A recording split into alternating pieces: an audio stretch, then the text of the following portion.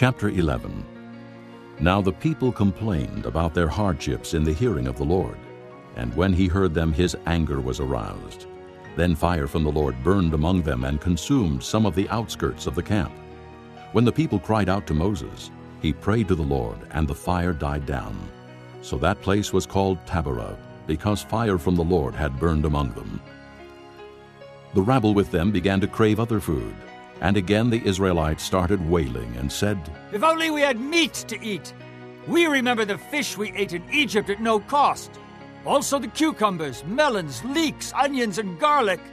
But now we have lost our appetite. We never see anything but this manna." The manna was like coriander seed and looked like resin.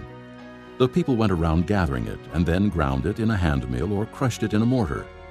They cooked it in a pot or made it into cakes, and it tasted like something made with olive oil. When the dew settled on the camp at night, the manna also came down. Moses heard the people of every family wailing, each at the entrance to his tent. The Lord became exceedingly angry, and Moses was troubled. He asked the Lord, "Why have you brought this trouble on your servant? What have I done to displease you, that you put the burden of all these people on me? Did I conceive all these people? Did I give them birth? Why do you tell me to carry them in my arms, as a nurse carries an infant, to the land you promised on oath to their forefathers? Where can I get meat for all these people? They keep wailing to me, 'Give us meat to eat.' I cannot carry all these people by myself. The burden is too heavy for me. If this is how you are going to treat me, put me to death right now, if I have found favor in your eyes, and do not let me face my own ruin."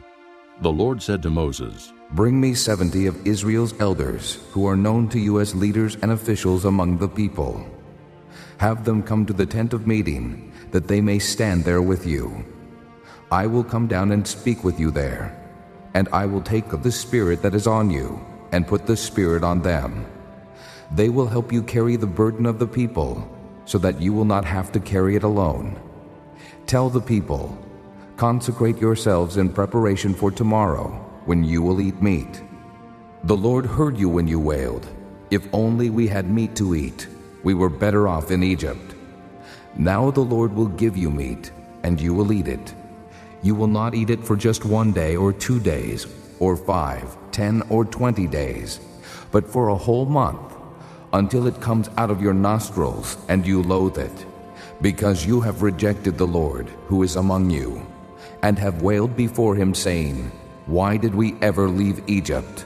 But Moses said, "Here I am among 600,000 men on foot, and you say, 'I will give them meat to eat for a whole month.' Would they have enough if flocks and herds were slaughtered for them? Would they have enough if all the fish in the sea were caught for them?"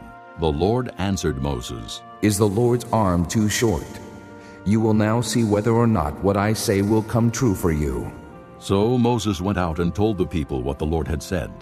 He brought together 70 of their elders and had them stand around the tent. Then the Lord came down in the cloud and spoke with him. And he took of the Spirit that was on him and put the Spirit on the 70 elders. When the Spirit rested on them, they prophesied, but they did not do so again.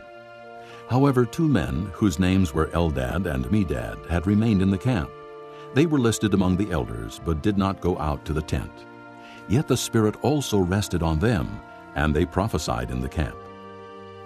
A young man ran and told Moses, "Eldad and Medad are prophesying in the camp." Joshua son of Nun, who had been Moses' aide since youth, spoke up and said, "Moses, my lord, stop them!" But Moses replied, "Are you jealous for my sake? I wish that all the Lord's people were prophets, and that the Lord would put his Spirit on them." Then Moses and the elders of Israel returned to the camp. Now a wind went out from the Lord and drove quail in from the sea. It brought them down all around the camp to about 3 feet above the ground, as far as a day's walk in any direction. All that day and night, and all the next day, the people went out and gathered quail. No one gathered less than 10 homers. Then they spread them out all around the camp. But while the meat was still between their teeth, and before it could be consumed, the anger of the Lord burned against the people, and he struck them with a severe plague. Therefore the place was named Kibroth Hattaavah, because there they buried the people who had craved other food.